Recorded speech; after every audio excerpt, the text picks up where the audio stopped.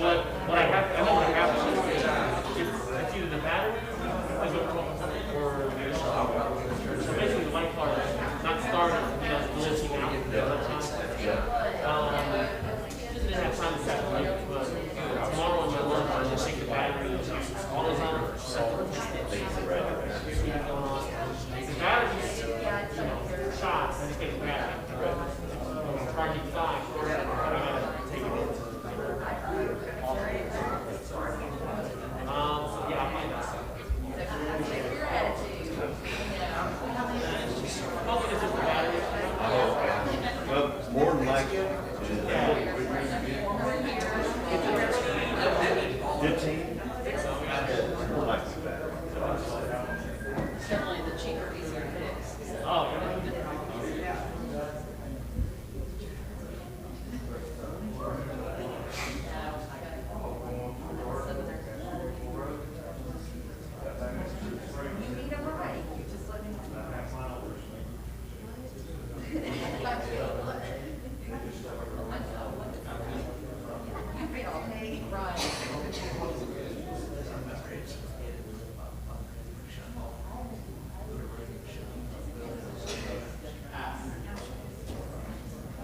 That works.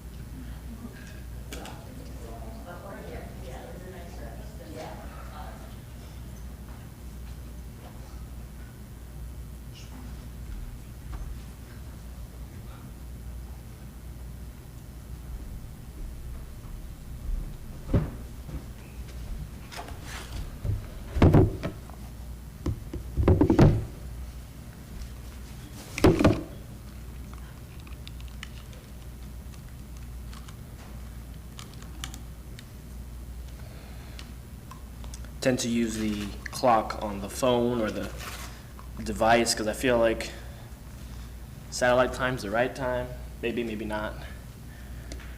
But I feel if people at home are using that, we'd all be synced right here at 4 o'clock. Good evening, everyone. Nice to be out with you all tonight. Study God's Word together. Before we begin, let's go ahead and start with the word of prayer. Dear God, we come to you now in prayer, thankful for the day that we've had thus far, thankful that we were able to come together this morning to worship you, and thankful that we can come together now to study together, to study your word. Lord, we pray that you can be with us during this time, that we can be focused and attentive, and pray that we can all leave edified, as is the point of this, is to, again, to study, to grow together, learn together, and we pray that we can also study at home, that we can edify ourselves continually. We're so thankful for Jesus, and it's in his name that we pray. Amen. Alrighty. So on Wednesday, we talked about the law of the covenant, the law of Moses, the law as it's commonly referred to, the big covenant. When we get to the New Testament, that's what everyone is following. Today, what we're going to do is we're going to go over some of the blessings and cursings of that covenant.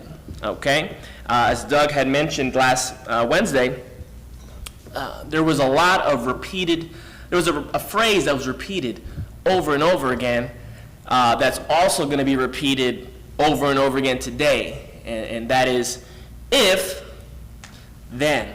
Okay, we're going to see a lot of that this evening. Okay, so you can turn to Deuteronomy chapter 28. Deuteronomy chapter 28, if you want to read along with me. And I'm going to start by reading the first 14 verses.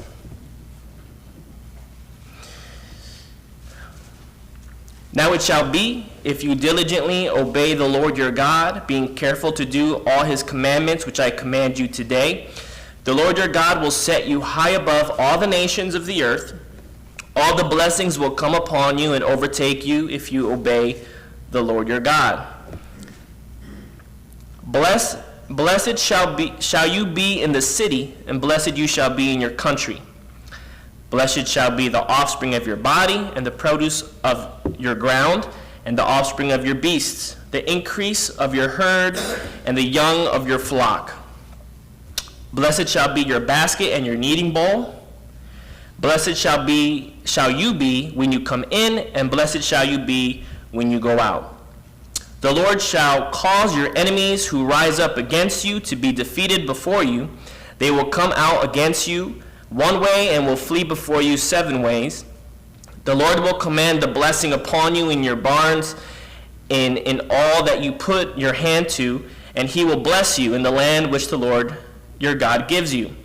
The Lord will establish you as a holy people to himself, as he swore to you, if you keep the commandments of the Lord your God and walk in his ways. So all the peoples of the earth will see that you are called by the name of the Lord, and they will be afraid of you. The Lord will make you abound in prosperity, in the offspring of your body, and in the offspring of your beast, and in the produce of your ground, in the land which the Lord swore to your fathers to give you. The Lord will open for you his good storehouse, the heavens, to give rain to your land in its seasons, and to bless all the work of your hand. And you shall lend to many nations, but you shall not borrow. The Lord will make you the head and not the tail, and you will be above, and you will not be underneath. If you listen to the commandments of the Lord your God, which I charge you today, to observe them carefully, and do not turn aside from any of the words which I command you today, to the right and to the left, to go after other gods to serve them. And we'll go ahead and stop there. All right. Before the blessings are even spoken, what conditions do we see verses 1 and 2?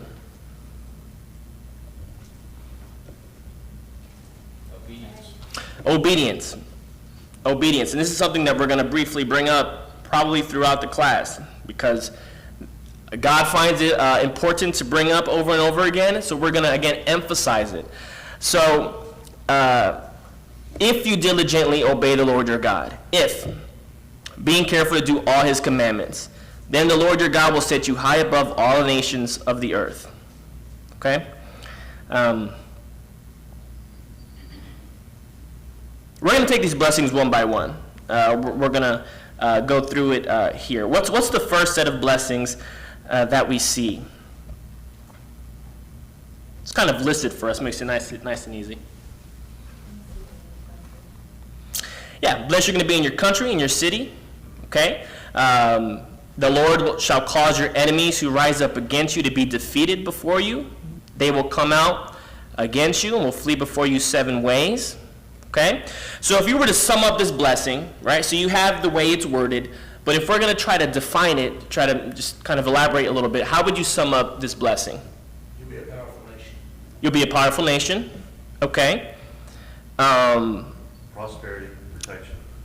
Protection, right? Exactly. I think the idea is the country will be safe from outside invaders. Okay? One will be safe where one lives from outside enemies. This is a blessing of safety in one's location. Again, if you're just taking them one by one, this idea of being safe in your country, in your city, the idea of when you're at home, you are going to be safe, right? You should be able to go to bed feeling secured. You should be able to go to bed feeling protected, because I am the one that is protecting you. More or less know the battle's already won. Right.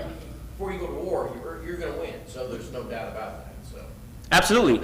talk about assurance. Assurance. So if the enemy decides to attack them, The battle's already done. Over. yeah, it's already done. They'll be defeated. What's this idea about if they come to attack you one way, they'll flee 7 ways? A literal 7? I feel like it's implying that they'll just scatter and just in chaos to get away because they will lose so bad. Yeah, I mean, I can definitely see that. I think the idea here is this. I think you mentioned completeness. Many ways. There is no creative limitations for God's ability to give them the victory. So they'll come in. If they come from the north, God will send them this way. If they come with overbearing numbers, somehow God will add confusion. There's no creative limitations to the ways that God will be able to protect them and give them the victory. Next set of blessings, what do we see? There's a lot in one sentence, so we're going to actually take them one by one. What are they in this sentence here? All right, we look at verse 8. Yeah, I was going back to go up. Verse 4. That have plenty, very fruitful. Yeah. See, what I'm doing is I'm breaking up these. Here you have verses 2, 3, verses 3, 4, 5, and 6. You've got these blessings that appear to be similar. What I'm doing is I'm taking them and kind of showing the subtleties, the differences between them. I think that first set of blessings we see there is kind of a blessing of safety, blessing of being able to be home and feel at ease, feel protected. Even if someone comes up against them, they will be protected. The next set of blessings, I believe, are blessings of prosperity. We have, blessed shall be the offspring of your body, the produce of the ground, offspring of your beasts, the increase of your herd, and the young of your flock. And I want to expand on these a little bit before moving on. Blessed shall be the offspring of your body. What's being blessed here? What is he saying? Offspring of your body. Blessed be them. I have lots of kids. You have lots of kids, right? There's some promises that have already been laid out previously. There's an expectation, not necessarily an expectation, but there's going to be some promises being fulfilled here, right? They're going to be plentiful. They are going to be fruitful. They're going to be a great nation because God chose them to be a great nation. Okay? Blessed be the produce of the ground. What's being blessed here? What about the ground?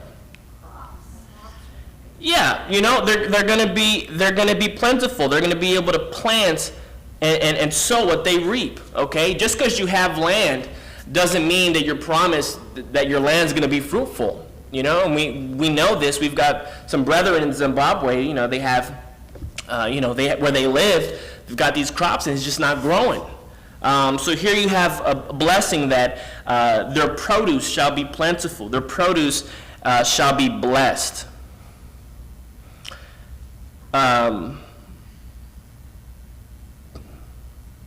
Okay. Next set of blessings.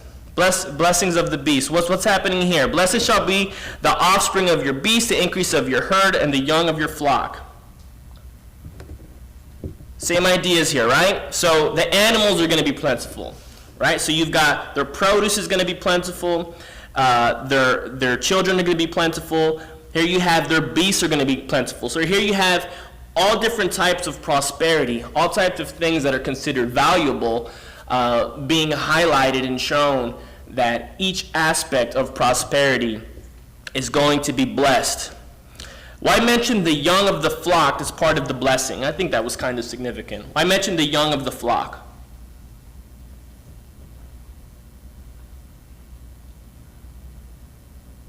Right? If the beast's offspring are going to be plentiful, doesn't that mean there's going to be more youth? Well, why mention it? I thought, because those are what the Lord wants. He wanted the young and pure. Yeah, I think that's exactly it. I think the idea is, it might be kind of a reminder, but the idea is, what kind of sacrifices does God demand for his sacrifices? They're usually all young. They're usually all, 1-year-old, they're usually young. So just kind of emphasizing, hey, you're going to be plentiful, and don't forget that you have the young are going to be plentiful too, and don't forget that, to worship me the way you're supposed to. Dara, were you about to say something? Well, I'm just thinking, usually the young are the most vulnerable. So they're vulnerable to outside attack from wild animals and not making it. So just because you have a lot of births doesn't necessarily mean you end up with a larger flock if things come and destroy it early. And so I was just thinking of it as more of an expansion of the blessing. It's not just that there's going to be a lot of births, it's going to result in a lot of animals staying around. Yeah, for sure. I mean, you can have, like, if you have a certain number, let's say, you have 1,000, animals, they give birth, and you keep 500 of them, let's say half of them die to the wild, you still got 500 of them. That sounds like a lot. But I think the idea is, as Darryl was mentioning, I like that. The idea is the young themselves are going to be safe. So the young, it's not the strongest will survive, it's that even the young will be nurtured as well, and it's going to be so safe, they're going to be so plentiful that even them will be able to survive and thrive. Yeah, I like that. Next blessing. Blessed shall be your basket and your kneading bowl. This may be a little more obscure, but what is this blessing? Harvest? They have plenty of food. Mm-hmm. Possibly. I kind of lump that into maybe the idea of your produce being plentiful. But yeah, that very well may be. Any other possibilities? Your basket and your kneading bowl. I think of your daily meals, you're gonna, always Mm-hmm. have what your daily needs, your daily food. Sure. I don't have the direct answer. I just have a couple of possible ideas. Both of those are excellent. You having your daily meals. You're not going to go without want. I do think those ideas are already being emphasized in the previous verses, right? If you've got plenty of produce and plenty of animals, your daily meals are taken care of. Any other possibilities? Your basket and your kneading bowl? Why bless those? Darryl? Well, I think on the kneading bowl, so if we take it for granted because we go to the store and buy stuff. So if you're making breads, and not talking about the unleavened bread, but the leavened bread,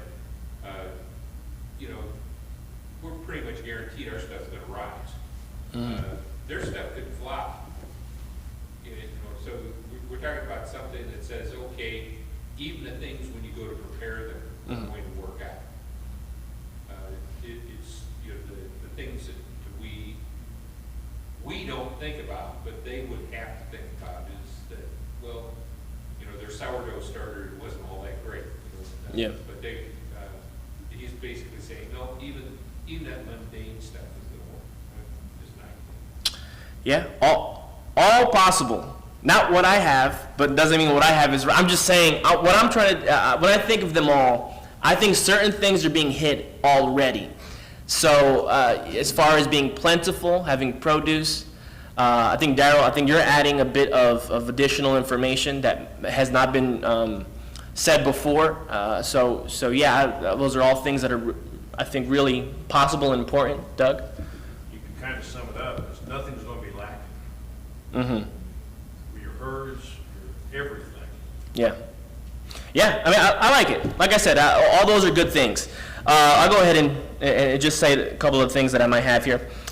The means to gather might be what's being blessed here. Again, these are just my thoughts. The means to gather. They themselves, either the servants, they'll always have a means to gather. What happens if you have all these things, you're so plentiful, but no means of gathering? It just rots, goes to the ground and it rots. It's almost like, what's the point if you have all this stuff here, but there's no means to gather? Another thought, what's the difference between this blessing and the other ones mentioned previously in these last few verses?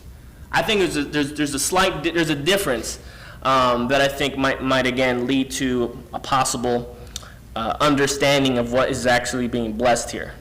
What's the difference?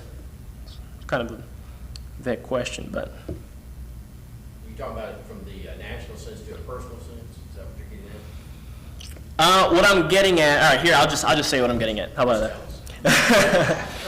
So all the other things mentioned before seems to be things that basically God is 100% responsible for, right? Whether you can have children, whether the produce, you can plant all you want, but he's the one that gives the rain, the sun, all the things that's necessary. And this here seems to be things that are man-made. The baskets, the kneading bowls are things that man would make to again keep things going, to be able to fulfill the things that they have. So again, possibly these are skills that they're going to always know. A poorly made basket, what good is that if you fill your basket and it breaks through the bottom? Poorly made kneading bowl, imagine you're kneading and it cracks. So I think that's kind of possibly the idea that's being said here. You have all these things that God gives you and all these things that he's going to allow you to know, understand, and develop for yourself. Just a thought. Doug? Along with that, this does require them to do something. Mm-hmm.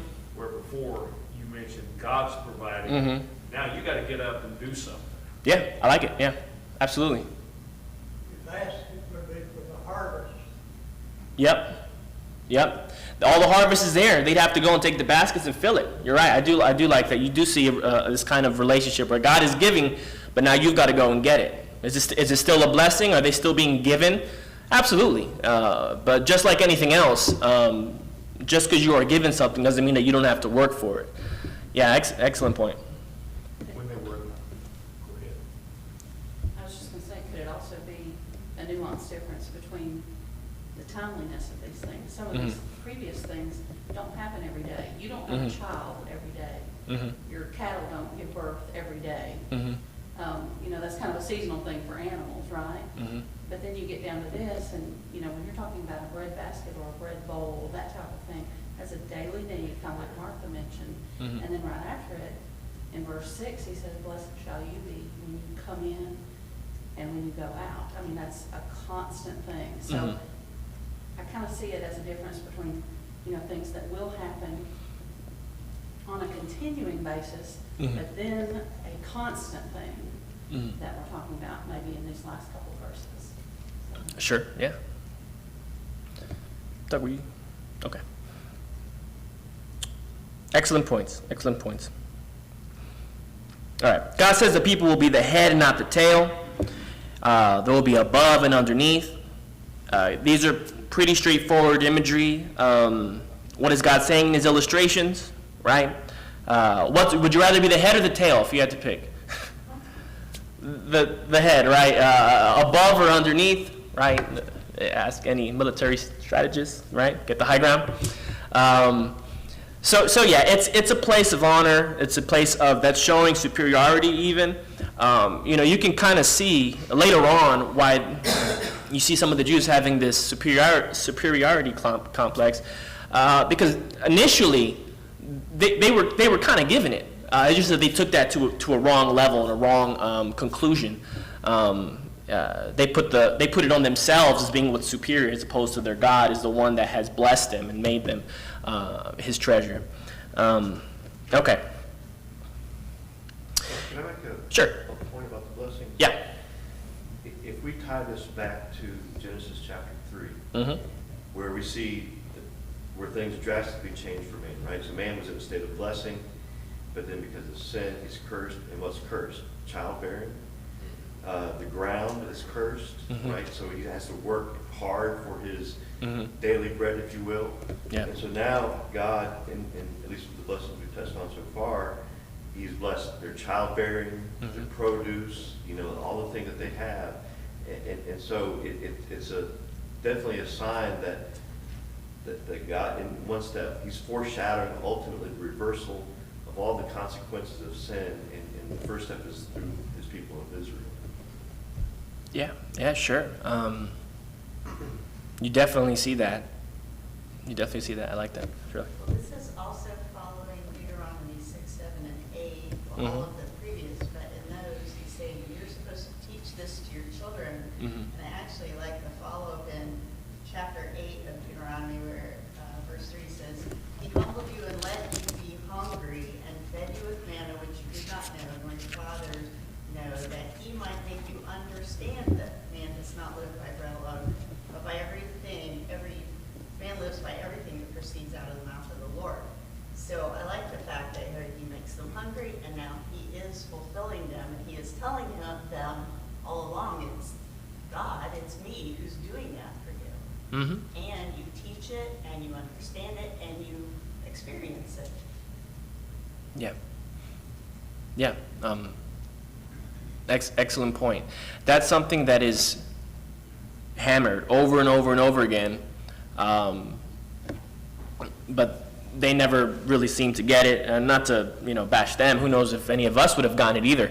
But the idea of relying on God and knowing where our blessings are coming from, absolutely. It made them. Yeah, absolutely. Appreciate that. Okay.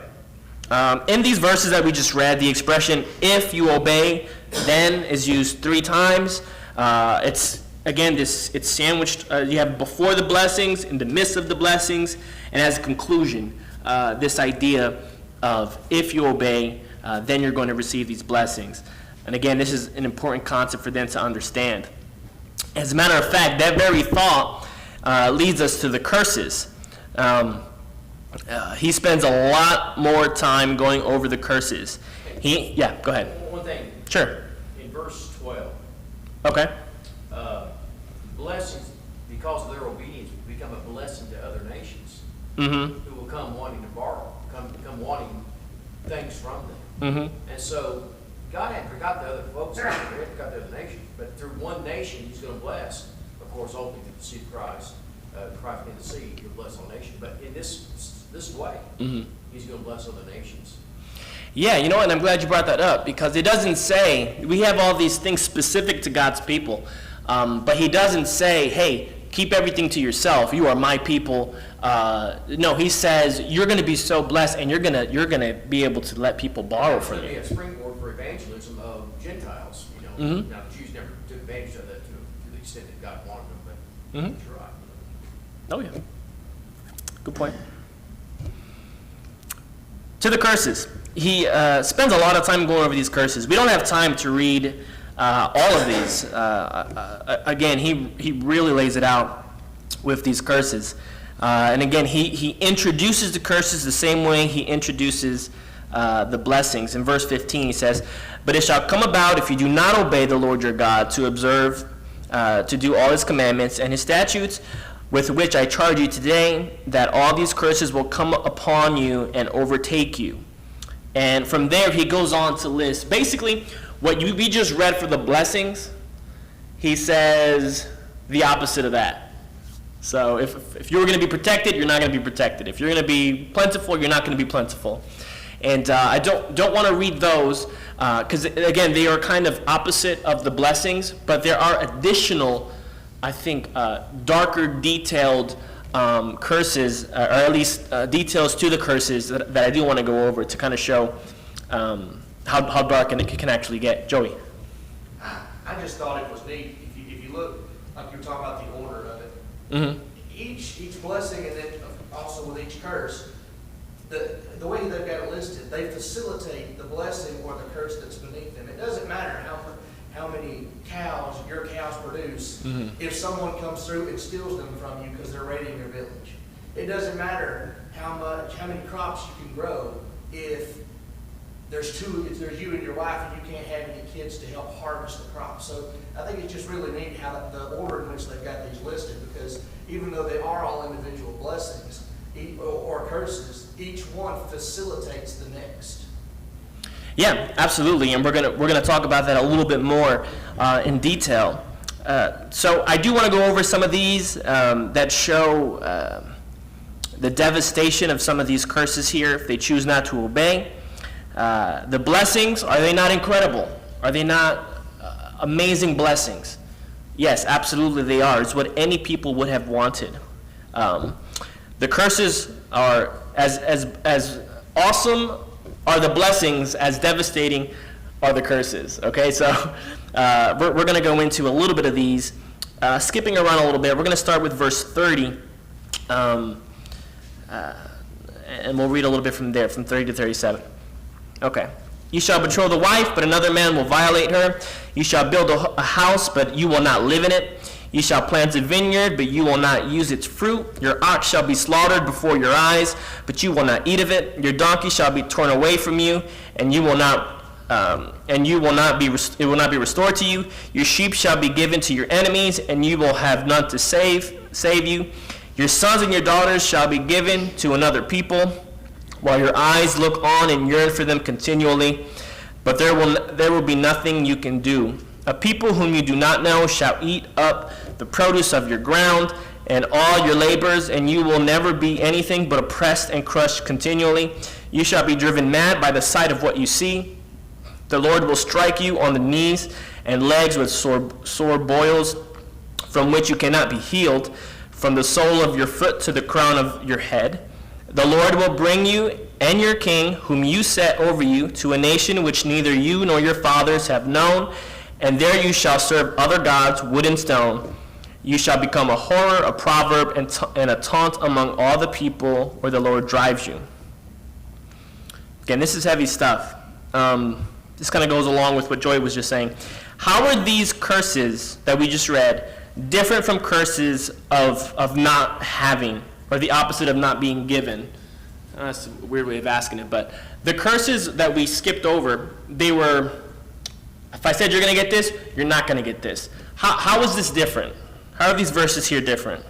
You have it and it's taken away from you. Yeah, so it's not that they're not having it, that God's not blessing them with it. They're still having it, but they don't get to partake of it. It's still being produced. Their animals are still reproducing all these things, but they don't get to partake in it. They are still being fruitful and plentiful, but their fruit is going to the enemies.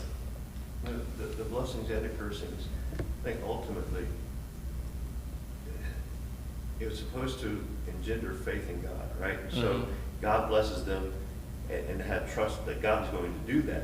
Mm-hmm. Well, if you're blessed and have plenty of things and stuff, mm-hmm. well, you turn your eye away from God, right? We become comfortable, we become not so trusting or faithful in God, mm-hmm. and we become disobedient. And then, if we become disobedient, well, God teaches us a lesson. Israel here in this particular case. So he takes away the things that he had given to demonstrate, all that you had to begin with was from me, for me. And we see that cycle in Israel. They become rich and they become faithless, and then they cry out to God, and God delivers, etc. But I think there's a sort of a interesting connection between that and faith in these things. Yeah, I mean, what tends to happen when you have much? Who do you think is the reason you have much? Most people say, yeah, it's me. I did it. It's because of me. But again, it never is, as Darren pointed out. Yes, sir. Isn't he saying here, you can have it, mm-hmm. but you've got to do something to get it? Oh, yeah. Absolutely. That's what it boils down to. Mm-hmm. Here it is, but you've got to, just like mm-hmm. salvation. Yeah, absolutely. Here it is. got to obey to get it. Mm-hmm. Absolutely. Thought is carried throughout the whole scriptures. Absolutely. Doug. Reminds me of Nebuchadnezzar Mm-hmm. in Daniel when he said, look what I did. Mm-hmm. Look what I brought about. And also Romans 1, the first thing that God mentions through Paul that was the downfall of the Gentiles, they ceased to thank God. So basically, here's people that weren't thanking God anymore. They thought they deserved it or they were doing it themselves. Mm-hmm. Absolutely. Yeah. I mean, again, we'll get into New Testament things coming up, but as some foreshadowing, some things you probably already know, nothing's changed. God's expectation of us, as far as in the heart is concerned, has always been the same. Has always been the same. What is going to happen to their children? Taken away from them, given to another people.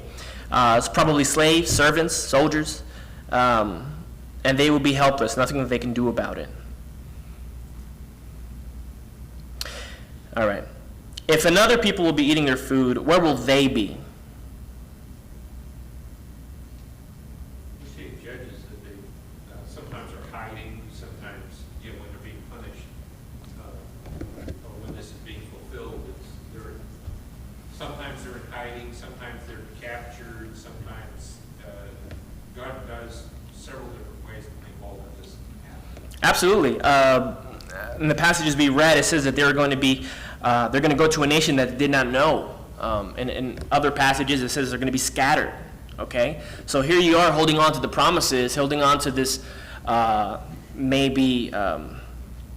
we're God's people idea. This is our land. God promised us. God's saying you're going to be scattered from it. You're going to be in a place that you do not know, while other people are reaping the benefits of my blessings.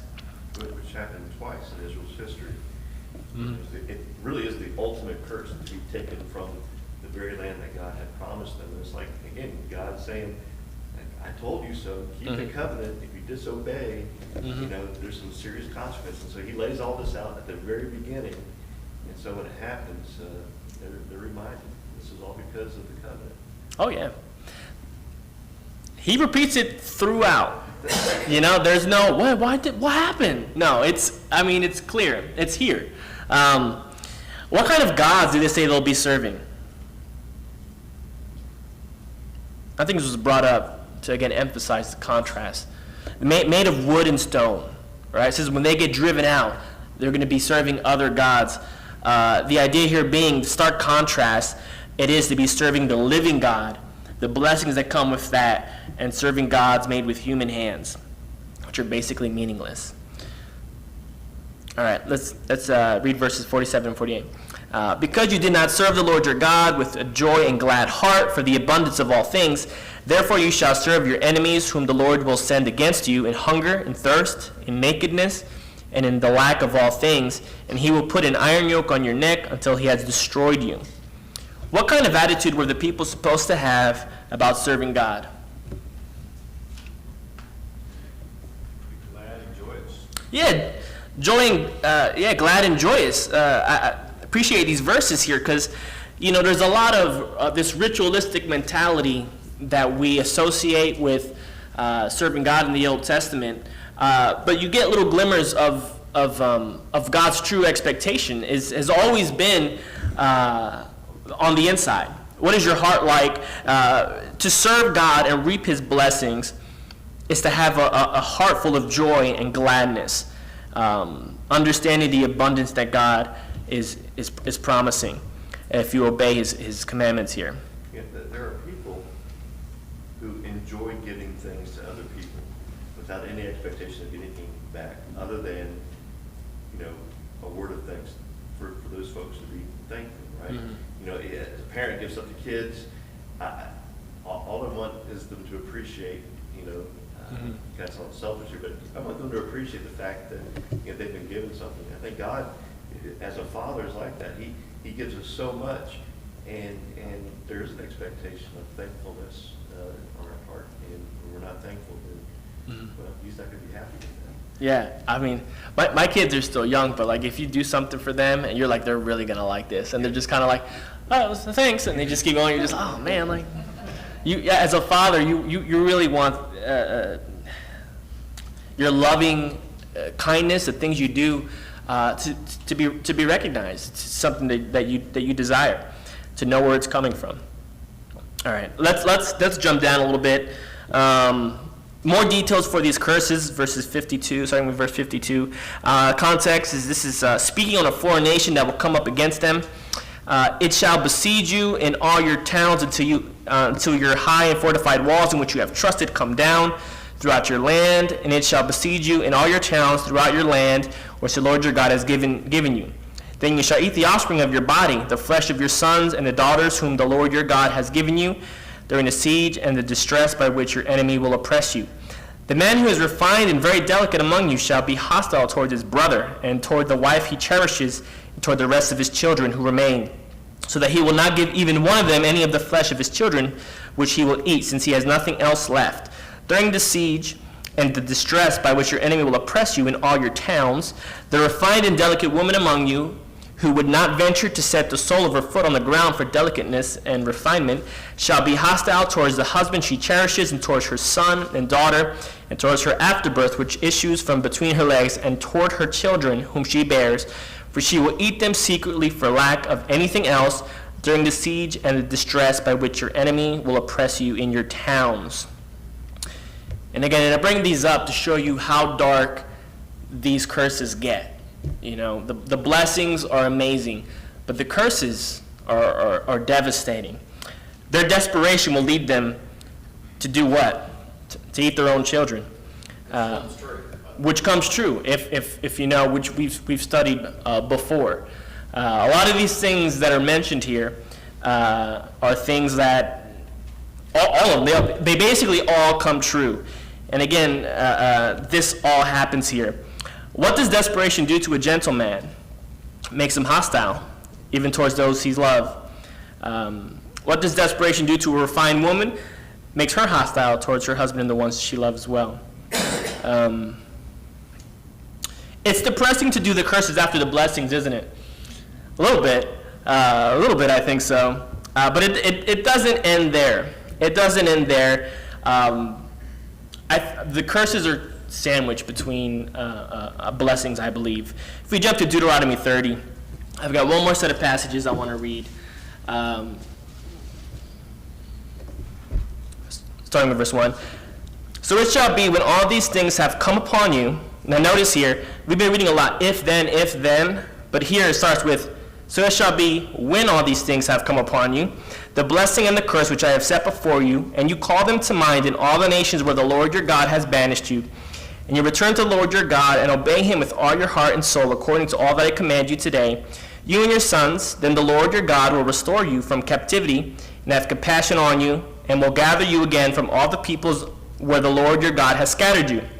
If your outcasts are at the ends of the earth, from there the Lord your God will gather you, from there he will bring you back. The Lord your God will gather you, the Lord your God will bring you into the land which your fathers possessed, and you shall possess it, and he will prosper you and multiply you more than your fathers. Moreover, the Lord your God will circumcise your heart and the heart of your descendants to the love your Lord your God with all your heart, with all your soul, so that you may live. The Lord your God will inflict all these curses on your enemies and on those who hate you, who persecuted you. And I think I'll skip the rest of my little passage here since we're short on time. All right. So after the blessings and curses take place, just when all hope is lost, they are at rock bottom. What is their only option for redemption? I'm sorry? To repent and return to the Lord, remembering their God, their covenant, and the things that they agreed upon, and obeying the Lord. What will God do after they humble themselves? Will bring them back to their land. He will prosper and multiply them a little bit. A little bit? What's it say? More than their fathers even. What about their enemies that inflicted God's judgment? What about their enemies that persecuted them? Curses will be on them. Yeah, the curses now, they're going to be on them. The curse is going to be on them afterwards. Now, these final blessings, right? So we have these blessings that we mentioned earlier, and then you see the curses. And now it says, after all this, you're going to have these blessings. Are these blessings also conditional?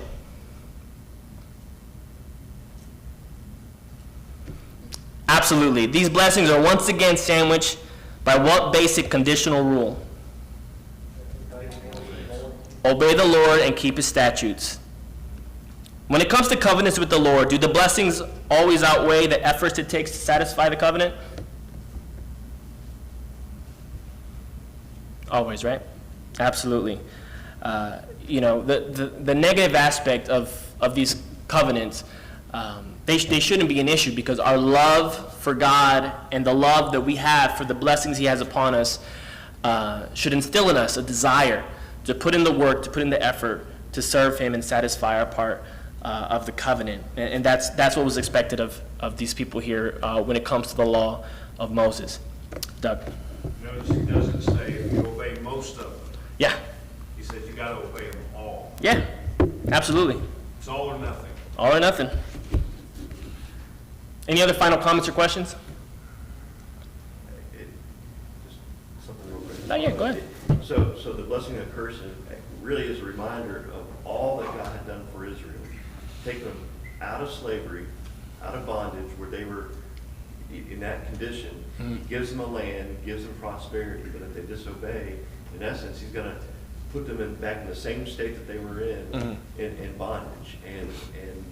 But then he gives them, the redemptive close here that he would still be willing to forgive, and restore, if they would simply obey. Yeah, it really shows God's love and mercy, that they'll always have a glimmer of hope, even in the darkest of times. Yeah. All right. Are there any announcements? No? Okay. Cliff's going to lead us in our closing prayer. All right.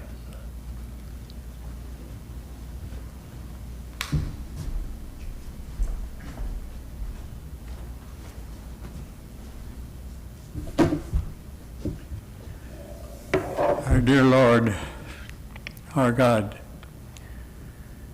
we are so thankful to you for your word. There's so much to be learned from every word and every phrase. Please, Lord, forgive us when we just read over it like we're reading a newspaper sometimes. We're sorry.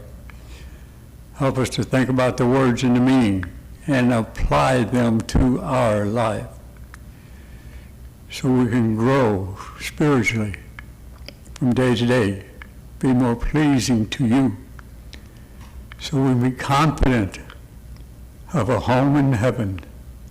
How wonderful that is. We praise you and thank you for being with us.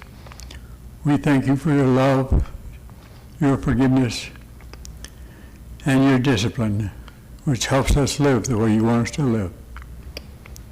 We're so thankful.